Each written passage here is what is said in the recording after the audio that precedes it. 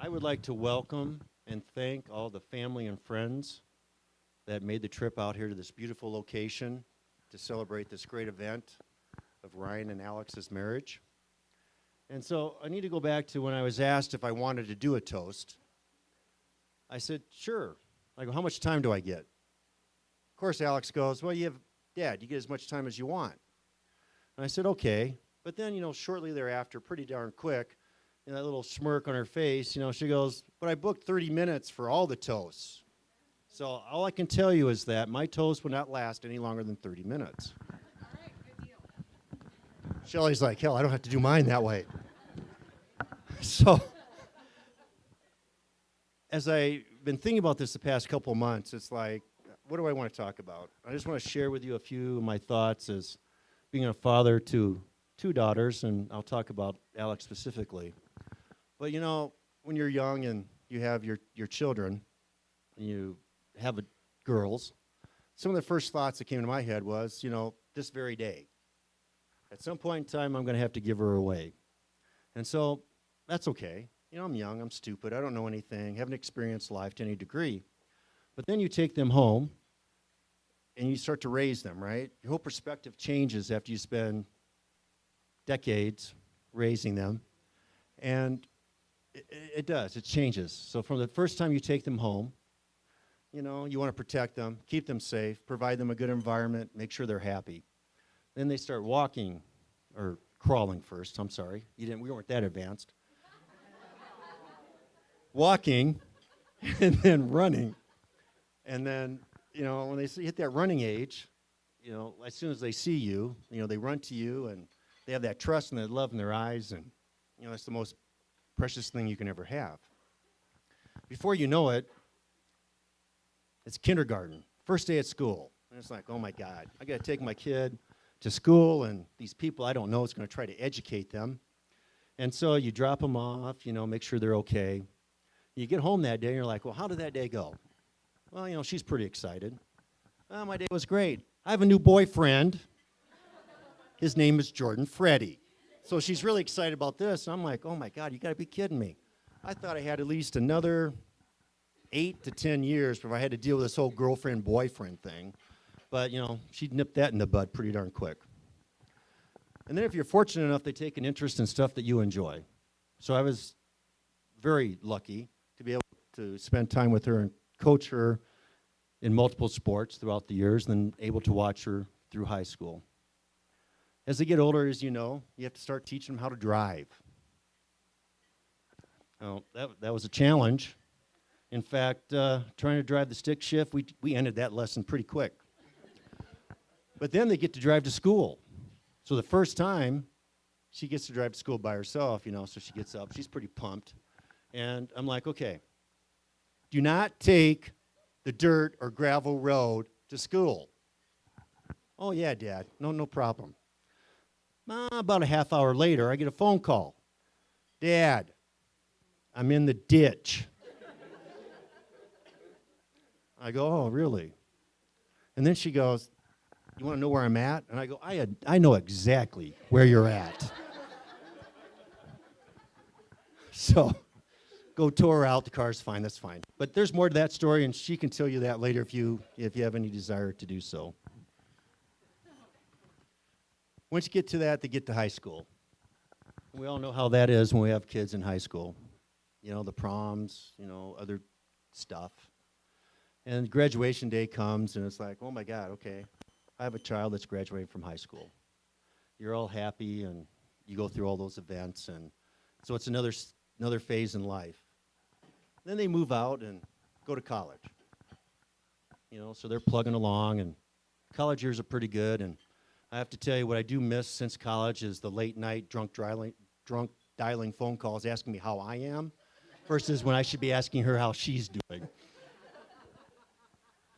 Then she graduates from college, and of course you're really proud of her and all that kind of stuff. And she goes out to start her career, and she was fortunate to get into something that she's very passionate about with her photography, and she's very good at it.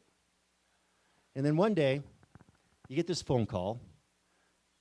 And this guy's on the line, and this guy happens to be Ryan, and he's like, hey, I want to know if I have permission to marry your daughter. And I kind of thought about it for a second, not very long, and I just said, well, you don't have to worry about me. You have to worry about whether or not she says yes. And so we hang up the phone, and I'm just kind of sitting there, and of course, all these issues or thoughts you have about giving your daughter away, you go into that protection mode, right? It's like, is he good enough? Can he make her happy, take care of her, provide for her, and everything that goes with that? I can tell you, the past 3 years, I've had a chance to spend a lot of time with Ryan and with Alex and Ryan together also. And my brother stated it very eloquently earlier on, what he has seen. I've witnessed the same thing as they support each other, talk to each other. They're unified in everything that they do. And Lord knows they've been through some stuff that a lot of us won't go through in our life with some issues already. And watching them work through it, it's really a good thing. So, Alex, you made the right choice. Ryan, welcome to the family. Welcome as my new son-in-law. Everybody raise your glass. Let's toast to many happy, long life to Alex and Ryan Morelock. I'm imagining you all with your clothes off. That's what they first talk to you about when you learn how to do speeches in front of people. It's okay, really. I'm very grateful that you've all come up here. Obviously, this is a destination wedding. We don't have sand between our toes, which is fine. I'm happy with that. We have oxygen in our veins.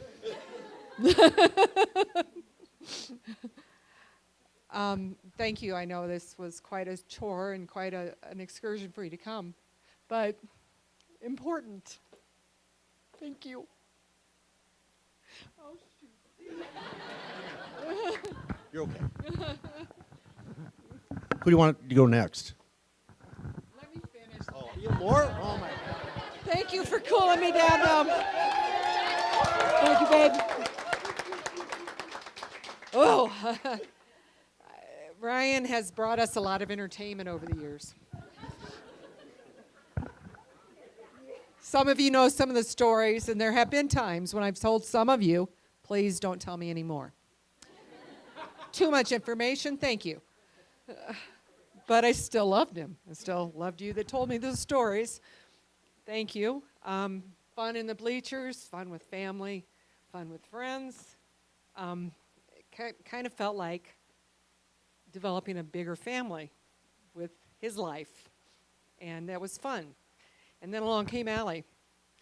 Some of you know Ryan had children, right? Their little boys aren't here right now, but she bought him and those boys. And as a grandma, I watched that, and I've been very grateful. So now, our family's gotten bigger, right? All of you. I love you, and I know your life will be wonderful. And you got a big team behind you. I'm done. Thank you. Thank you very much.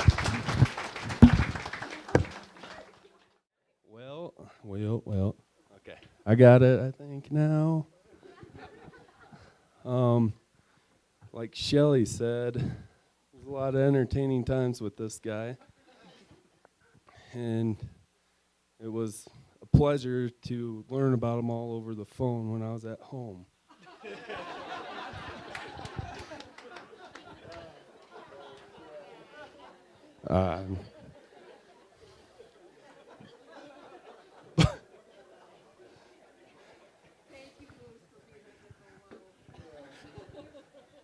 I'm actually going to start over and say, you look beautiful. I'm glad. Happy for both of you guys. This will be the shortest speech, I believe. We don't have enough time. But, no, you guys are great. You're going to do amazing things. And I better sit back down, but congrats. All right, for you, those of you that don't know me, I'm Alex's favorite sister, Stephanie. I've always known when this day came that I'd be required to do a speech. I say speech, not a toast, because standing in front of a large group of people with a microphone, talking about a particular subject for a certain period of time is a speech, it's not a toast. If you can't tell, I've been dreading this, and I hate public speaking. I hate public anything, really, singing, dancing, anything, unless there's been a certain amount of drinks involved. Combine that with all of the weddings she's seen. It's an added extra pressure to try to do something original, which is impossible.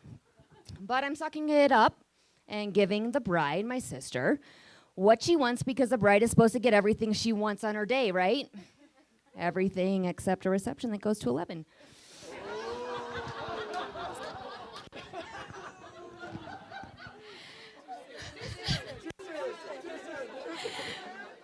Now, as I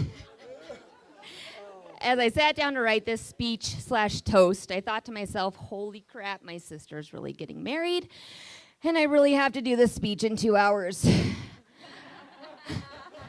I don't really have a lot of funny stories about her that are appropriate to speak about, and I'm not really sentimental. I have to work really hard on that. You can ask my husband. So that leaves advice, and as the married older sister, I'm full of that. So here goes. The most vital information marriage tips that I have for you. Number 1, acceptance. Specifically accepting the fact that during family get-togethers, especially holidays, he will probably always fall asleep on the couch immediately following the meal, thus causing to miss out on any plans following the meal. Say something like Christmas cookie decorating. So Alex, I recommend planning anything truly important before eating so Ryan can be conscious in the photos instead of sleeping on the couch in the background.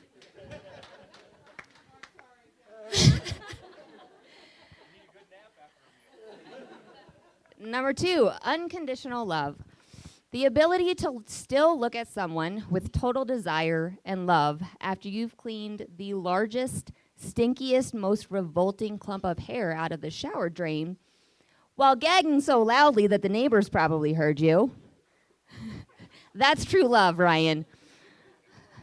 Bonus points. When your neighbors ask if you're okay, take the bullet for your wife and just say, yeah, we're all fine now. It was just, food poisoning or something. Number 3, support each other unconditionally. Even when you're walking down a dark street, late at night, maybe after some drinks, and he decides to pick a fight with a cactus that looked at him the wrong way. Get out of here, cactus. Make sure you back him up.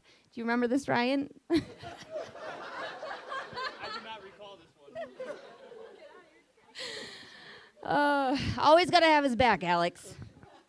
Luckily, there's no cacti here, but there are boulders and pine trees and things like that, so be careful tonight when you're out and about.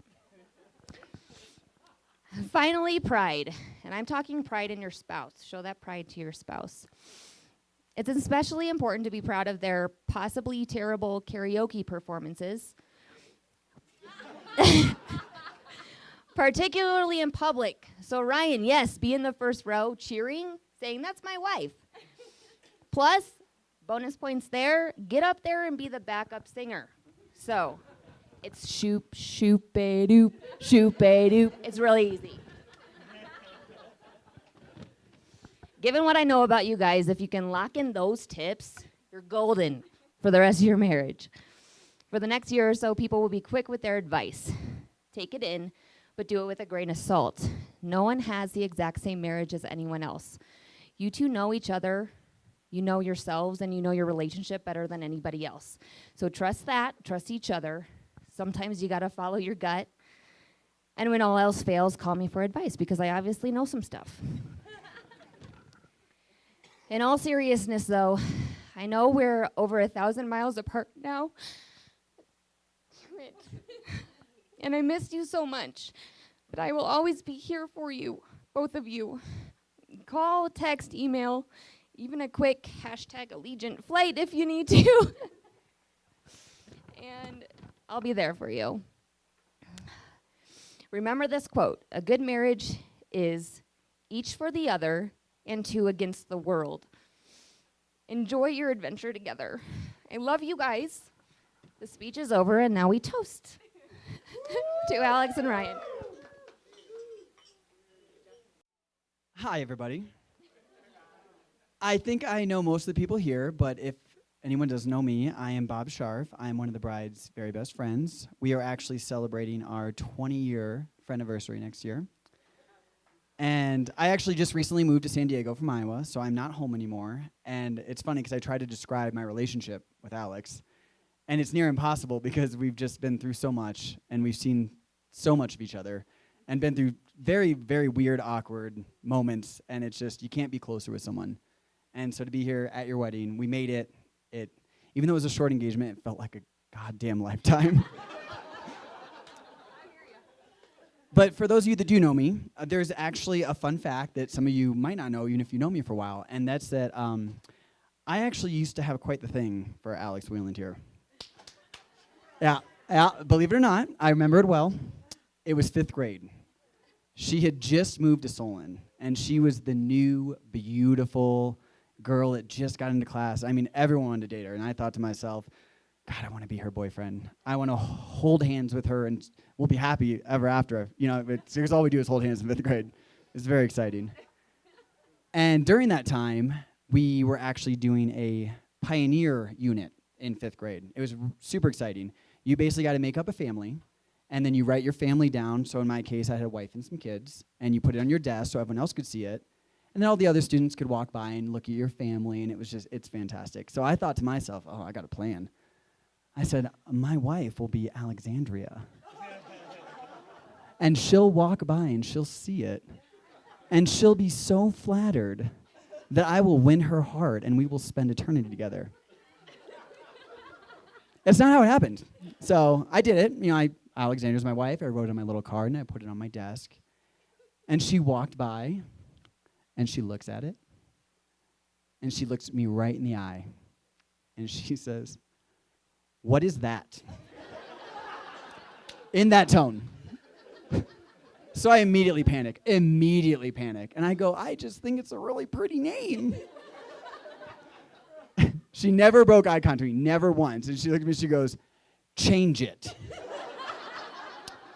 And so I took my great expedition on the Oregon Trail with my wife, Mary. And it was lovely. And I'll remember her fondly. But actually, 2 years later, I had another shot. Believe it or not, I had another shot. It was middle school. There we were. The whole class was at the Corville Rec Center for a lock-in. And a lock-in is when everyone spends the night at the rec center. It's just an outing, basically. And Alex, she was, again, still beautiful and popular, so she was playing, spin the bottle with all the other popular people. And I wasn't invited to those in those days. So naturally, I was practicing my ninja moves in the racquetball room. And yeah. So, mid-training, the door bursts open. And Alex storms in like a beautiful goddess. And she's distressed as hell. And at this point, we were friends because, I tried and got rejected, but we were friends after that. So she runs over to me and she goes, "Oh, thank God, there you are." And I was like, "What's up, dude? I'm kind of training right now, so." And apparently, the spin the bottle game was over.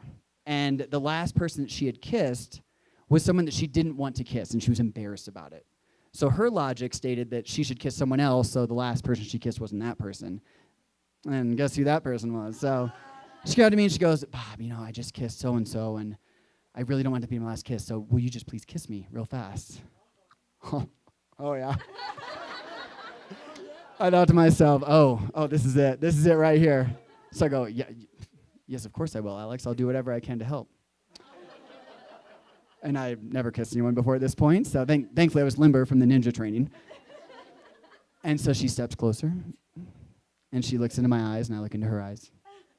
And she leans in, and we had just a quick peck on the lips.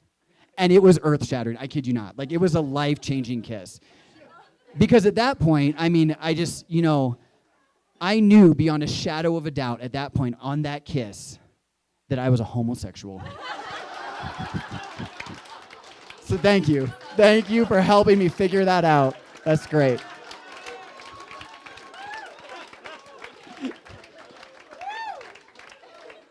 So flash forward, 20 years later, here we are at your wedding. So clearly she's gotten better at kissing. I just want to say that. And I went to high school with Ryan. He was a grade above me. We never talked much in high school. We played sports together, but we weren't super close. And He does not recall any of those. he says he played on the soccer team, but he didn't start like I did, so it's fine. And after college, I didn't know you much, but I've gotten to know you since you started dating Alex. Probably annoyingly so to your effect, because I was over all the time. We lived a half mile away from each other. We were constantly at each other's houses. So Ryan was the third wheel, basically. But watching you and how you treat Alex, and especially how good of a father you are, I mean, it's amazing to see. And I just know that you two, you have each other's backs. And you are getting thrown shit that most couples don't get thrown. And I know we're probably not supposed to talk about that, but I'm going to talk about it. Alex, I know that Ryan falls asleep during Shameless. And you're probably 2 seasons ahead of him, and who you're supposed to talk to at that? Who you're supposed to bond with the episodes about? And that's hard. And Ryan, I know that if you go out to eat with Alex, she will never pick a restaurant, but every pick you make will be wrong. It will be absolutely wrong. That's rough. Then they have to have chicken strips or cheese balls with ketchup. Yep. And that's hard. And I know both of you have to hide cookies from each other because the other person will eat them. And I mean, no one has to deal with shit like that. But you made it. You got married. So, I mean, if you can deal with that, you guys can deal with anything. So I have no doubt in my mind that you two are just going to thrive and be an amazing couple. So everyone, raise your glasses. Alex and Ryan.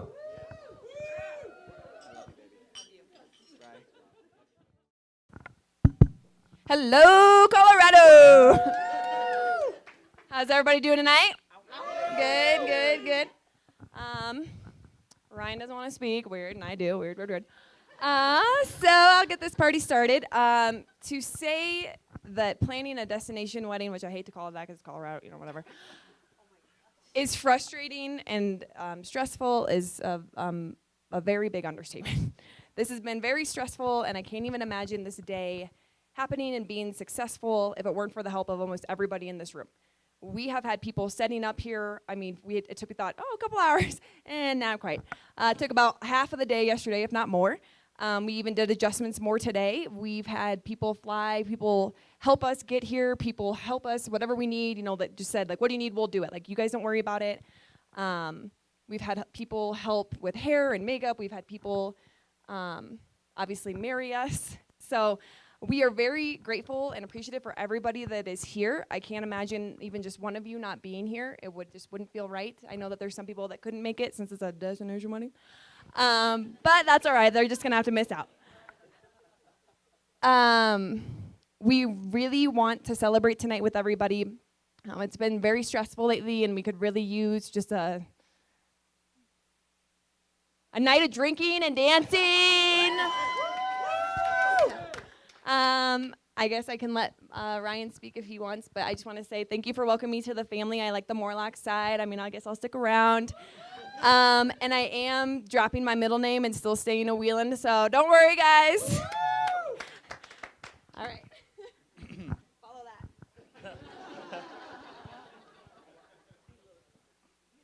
Yes, you're right. I do. I love public speaking. Second speech, actually, 2 weeks. To this guy right here. Anyways, I would like to thank everybody that came here this weekend. It means a lot to us. You guys are very important to us, and we couldn't have done any of this without you guys. So I really appreciate how you guys got here and took time out of your guys' busy schedules to come celebrate with us. Yeah, just lost the thought. It's probably just like that when I was trying to restate what Mike was telling me at the altar today. Just don't forget it. But anyways, I hope everybody has fun. I really appreciate everybody coming out here today. and it means a lot to us. So thank you.